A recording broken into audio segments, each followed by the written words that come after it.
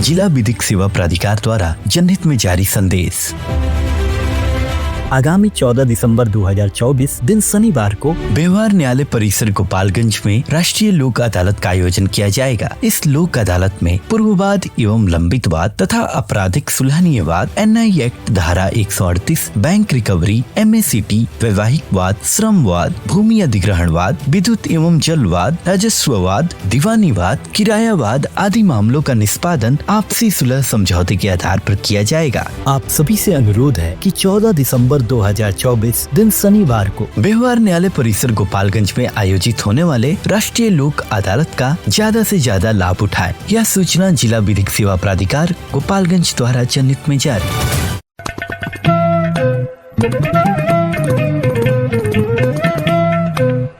नमस्कार, रेडियो रिमझिम से प्रस्तुत है स्थानीय हालचाल। पहले मुख्य हालचाल। सड़क हादसे में घायल एक व्यक्ति की इलाज के दौरान हो गई मौत। जगतौली OP में पहुंचे पुलिस अधीक्षक अवधेश दीक्षित। लोक अदालत को लेकर पुलिस पदाधिकारियों के साथ की गई बैठक। गीता जयंती पर कार्यक्रम का हुआ आयोजन। 2838 लीटर शराब को पुलिस ने किया जब्त और 3 तस्करों को किया गया गिरफ्तार। स्थानीय हालचाल के इस अंक के साथ मैं अनिकेत मिश्र। अब हालचाल विस्तार से। भोरे प्रखंड के बनकटा जगदारी गांव में एक युवक की सड़क हादसे में इलाज के दौरान मौत हो गई। बताया जा रहा है कि युवक बनकटा जगदारी निवासी सुनील गुप्ता था, जो अपने घर से दुकान के लिए कुछ दिन पहले निकला था। तभी अज्ञात वाहन के चपेट में आने से यह गंभीर रूप से घायल हो गया था और इसका इलाज लखनऊ में चल रहा था, जहां इलाज के दौरान इनकी मौत हो गई। जिस गाड़ी से इनका हादसा हुआ था उस गाड़ी के चालक मुन्ना बर्नवाल बताए जा रहे हैं, जो तेज रफ्तार से गाड़ी चला रहे थे। तभी उनके गाड़ी के दरवाजे के सामने सुनील आ गए, जिससे उनकी गाड़ी का दरवाजा सुनील के सर से टकरा गया और यह गंभीर रूप से घायल हो गए थे। इनका इलाज लखनऊ में चल रहा था। अब इनकी मौत के बाद परिजनों में चीख पुकार मचा हुआ है और पुलिस मामले की तफ्तीश में जुटी हुई है। भोरे के जगतौली में पुलिस अधीक्षक अवधेश दीक्षित पहुंचे, जहां उन्होंने जगतौली OP का औचक निरीक्षण किया। इस दौरान OP परिसर का भ्रमण कर कार्यालय, OP की साफ सफाई, फर्नीचर आदि का उन्होंने जायजा लिया। साथ ही बॉर्डर इलाके को देखते हुए असामाजिक तत्वों पर निगरानी और चौकसी रखने को भी उन्होंने थाना प्रभारी दीपिका रंजन को निर्देशित किया। साथ ही एक सप्ताह के अंदर OP के लिए गश्ती गाड़ी, 4 चौकीदार, 2 होमगार्ड और 2 पदाधिकारियों को नियुक्त करने का भी उन्होंने निर्देश दिया है। SP के आश्वासन से क्षेत्र के लोगों में खुशी व्याप्त है। सालों से बंद जगतौली OP के अब अच्छे दिन लौटने वाले हैं। वहीं स्थानीय लोगों में इस खबर को सुनने के बाद हर्ष का माहौल देखा जा रहा है। 14 दिसंबर को व्यवहार न्यायालय परिसर में आयोजित होने वाले राष्ट्रीय लोक अदालत की सफलता को लेकर पुलिस के तमाम पदाधिकारियों के साथ आज न्यायाधीश गणों की बैठक हुई, जिसमें अधिक से अधिक वादों को चिन्हित करते हुए उसके निष्पादन को लेकर रणनीति बनाई गई। इस दौरान पुलिस के सभी थानाध्यक्ष, DSP हेडक्वार्टर, ट्रैफिक DSP और अन्य इंस्पेक्टर गण भी मौजूद रहे, जिसमें इस बार के लोक अदालत में चिन्हित वादों को निष्पादित करने के लिए आवश्यक दिशा निर्देश भी जारी किया गया। इधर कटिया पुलिस ने गुप्त सूचना पर वाहन चेकिंग के दौरान 1 पैकेट गांजा और मोटरसाइकिल को जब्त किया है, जबकि धंधेबाज फरार हो गया। बताया जा रहा है कि पुलिस को सूचना मिली थी, जिसके बाद पुलिस ने छापेमारी की और बाइक पर सवार व्यक्ति को गांजा लेकर जाते समय पकड़ने का प्रयास किया, परंतु तस्कर गाड़ी और गांजा छोड़कर फरार हो गया।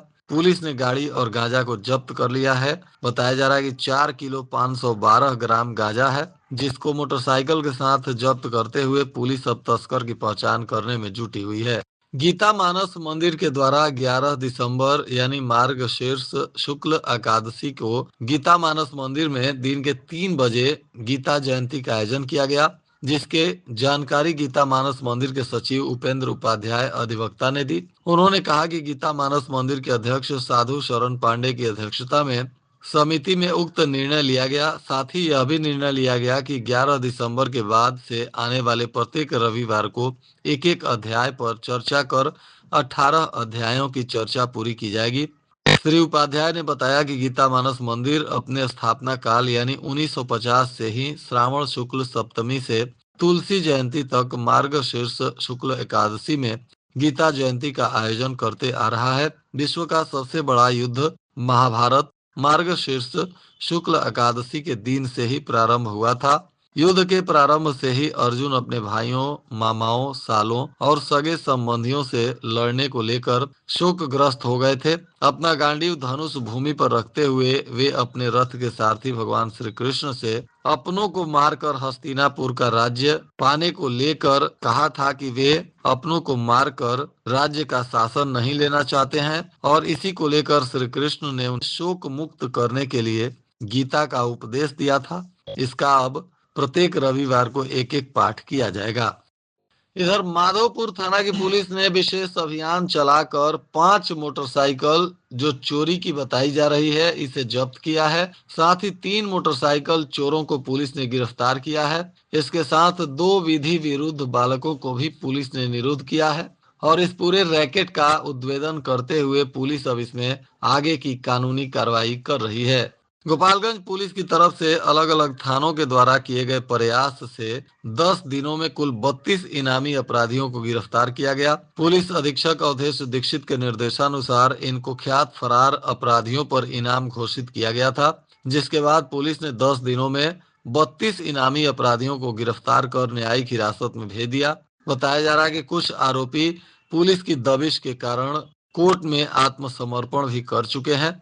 पुलिस का यह अभियान काफी सफलतापूर्वक बताया जा रहा है। पंचदेवरी के सरकारी विद्यालयों में पढ़ने वाले करीब 5,000 छात्र छात्राओं को प्री मैट्रिक छात्रवृत्ति योजना का लाभ देने की तैयारी की गई है। इसको लेकर पंचदेवरी बीआरसी में सभी प्रधानाध्यापकों की बैठक की गई, जिसमें बीपीएम विकास कुमार ने कहा कि पिछड़ा और अति पिछड़ा वर्ग कल्याण विभाग ने राशि खर्च करने की स्वीकृति दी है। छात्रवृत्ति योजना के तहत कक्षा 1 से 4 के बच्चों को 600 रुपए, 5वीं और 6ठी कक्षा के बच्चों को 1200, 7वीं और 10वीं के बच्चों को 1800 रुपए सालाना दिए जाएंगे। तो वहीं छात्रावास में रहकर पढ़ाई करने वाले बच्चों को सालाना 3,000 रुपए छात्रवृत्ति दी जाएगी। बिजली विभाग की तरफ से थामे में पंचायत वार बिल सुधार करने के लिए तिथि की घोषणा की गई है। इस दौरान विदेशी टोला पंचायत भवन पर बिल सुधार, मीटर खराब और नया कनेक्शन के लिए 5 उपभोक्ता शिविर में आवेदन दिए गए, जिसमें इस मोहम्मद, रामचंद्र शर्मा, नूर आलम, सुशीला देवी और राम अवतार शाह शामिल हैं। बिजली बिल सुधार का शिविर एकडेरवा पंचायत भवन पर 10 दिसंबर, चौराव में 11, सेमरा में 12, रामचंद्रपुर में 14, लछवार में 16 और फुलुगनी में 17 दिसंबर तथा जगमलवा में 18 दिसंबर और इंदरवा एवादुल्ला में 19 दिसंबर और धतिवना में 20 दिसंबर को पंचायत भवन पर शिविर का आयोजन किया जाएगा। श्रीपुर थाना की पुलिस ने वाहन जांच के दौरान बंसी पतराहा नहर पुल के पास 2 बोलेरो पिकअप को पकड़ा, जिसमें बॉडी में तहखाना बनाकर रखा गया 159 कार्टून शराब जब्त किया गया, जो 1,373 लीटर से अधिक बताया जा रहा है। इस विदेशी शराब के साथ राहुल कुमार जो गाड़ी का चालक है और रंजन कुमार यह भी दूसरी गाड़ी का चालक है, इन्हें गिरफ्तार किया गया है। ये दोनों छपरा के अमनौर थाना क्षेत्र के बिशुनपुर पिपराही गांव के निवासी बताए जा रहे हैं। इनके साथ उपेंद्र यादव को भी पुलिस ने गिरफ्तार किया है, जो देवरिया उत्तर प्रदेश का निवासी है। इन तीनों को पुलिस ने गिरफ्तार करने के बाद गाड़ी और शराब को जब्त कर लिया है। साथ ही अब इसमें आगे की कार्रवाई की जा रही है। इसके अलावा पुलिस ने एक ट्रैक्टर को पकड़ा है, जिसमें मिट्टी लोड कर उसके अंदर तहखाना बनाकर 1,464 लीटर लंदन प्राइड विदेशी शराब ले जाई जा रही थी। इसे भी पुलिस ने जब्त किया है। इसमें तस्कर की गिरफ्तारी नहीं हो सकी है। उत्पाद विभाग की पुलिस ने वाहन जांच करते समय सिवान जिले के रहने वाले अभिषेक यादव को गिरफ्तार किया है, जो मैरवा क्षेत्र के इमलौली गांव का निवासी है।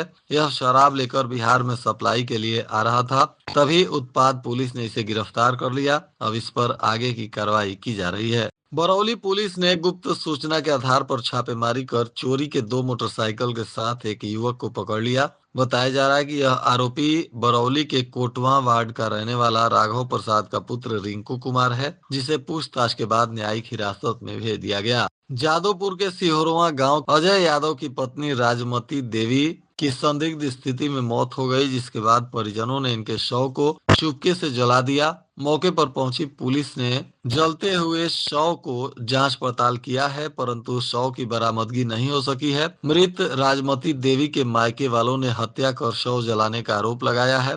पुलिस को हालांकि जला हुआ शव तो नहीं मिला, परंतु पुलिस इस मामले में आवेदन मिलने के बाद अब जांच पड़ताल कर रही है। मृत महिला के मायके वालों का कहना है कि ससुराल वालों ने महिला राजमती देवी की हत्या कर दी और शव को चुपके से जला दिया। पुलिस अब इस मामले में गंभीरता से जांच पड़ताल में जुटी हुई है।